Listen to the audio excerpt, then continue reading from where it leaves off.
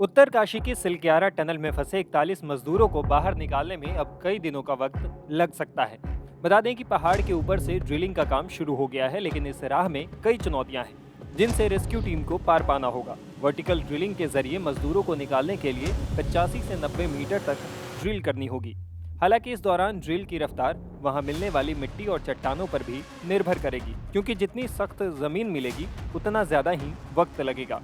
जानकारों की माने तो इस पूरे अभियान में 6 से 7 दिनों का वक्त लग सकता है।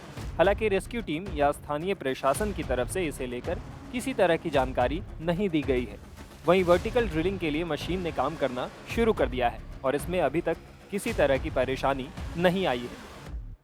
देखिए, सबसे पहले वर्टिकल ड्रिलिंग ने जो काम शुरू किया है, जो रेड वाली मशीन है, वो 1200 की व्यास के साथ अंदर ड्रिल कर रही है, जो कि 7 मीटर अंदर जा चुका है। और मिट्टी, अभी सबसे अच्छी बात यह है कि अभी तक जो उसमें से मलबा निकल रहा था वो मिट्टी के रूप में आया है। ये अपने आप में सुकून देने वाली भी बात है बरखा। और जो उसके साथ साथ दूसरी 200 का एक और पाइप जिसके द्वारा लाइट भेजी जाएगी, सबसे पहले उसने अपनी 20 मीटर तक दूरी पार कर ली है। ये अपने आप में सबसे बड़ी खबर है और सबसे महत्वपूर्ण खबर है कि अगर इसी तरह काम चलता रहा, ये तकरीबन जो अपडेट है वो अभी बजे हैं, देखिए 1:15 बज गए हैं। हाँ। तकरीबन ये 45 मिनट के अंदर ये अगर इतनी तेजी के साथ वो काम कर रही है तो निश्चित तौर पे मुझे ऐसा लगता है 4 से 5 दिन, अगर कुछ दिक्कत नहीं होती है तो दिक्कत नहीं आई तो। अच्छा अभिषेक, एक बात और समझाइए जरा, ये ऊपर से भी अगर वर्टिकल ड्रिलिंग साथ में चलती रहे, नीचे भी वहां पर हालांकि अब मैनुअली काम किया जाएगा, दोनों साथ साथ होंगे, किसी तरह की कोई समस्या उससे तो नहीं आएगी? देखिए, सुबह से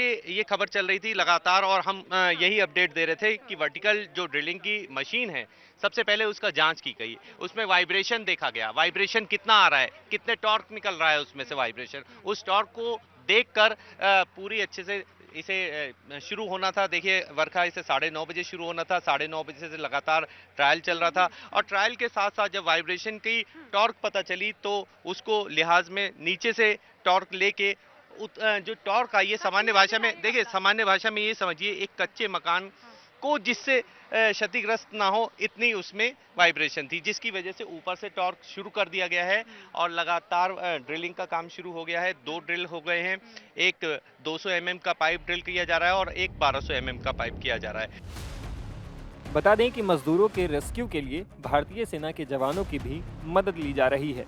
भारतीय सेना के जवानों ने मैनुअल ड्रिलिंग करने के लिए टनल का जायजा भी लिया है। सेना के जवान रेस्क्यू टीम के साथ मिलकर मैनुअल ड्रिलिंग का काम करेंगे। इस दौरान हाथों से और हथौड़ी छेनी जैसे हथियारों से खोदने के बाद मिट्टी निकाली जाएगी और फिर ऑगर के ही प्लेटफॉर्म से पाइप को आगे ढकेला जाएगा। जानकारी के मुताबिक अमेरिकन ऑगर की प्लाज्मा कटर के साथ अव्वल लेजर कटर का भी इस्तेमाल किया जा रहा है। अगर शाम तक इन कटर्स के द्वारा अमेरिकन ऑगर मशीन को निकाल लिया जाए तो 12 से 14 घंटे में उसके बाद यह टनल का काम पूरा हो सकता है। हालांकि अब हॉरिजॉन्टल ड्रिलिंग की बिल्कुल भी संभावना नहीं है और इसलिए वर्टिकल और मैनुअल ड्रिलिंग के जरिए ही रेस्क्यू ऑपरेशन को पूरा करने की कोशिश की जा रही है। Times now of Bharat digital की रिपोर्ट।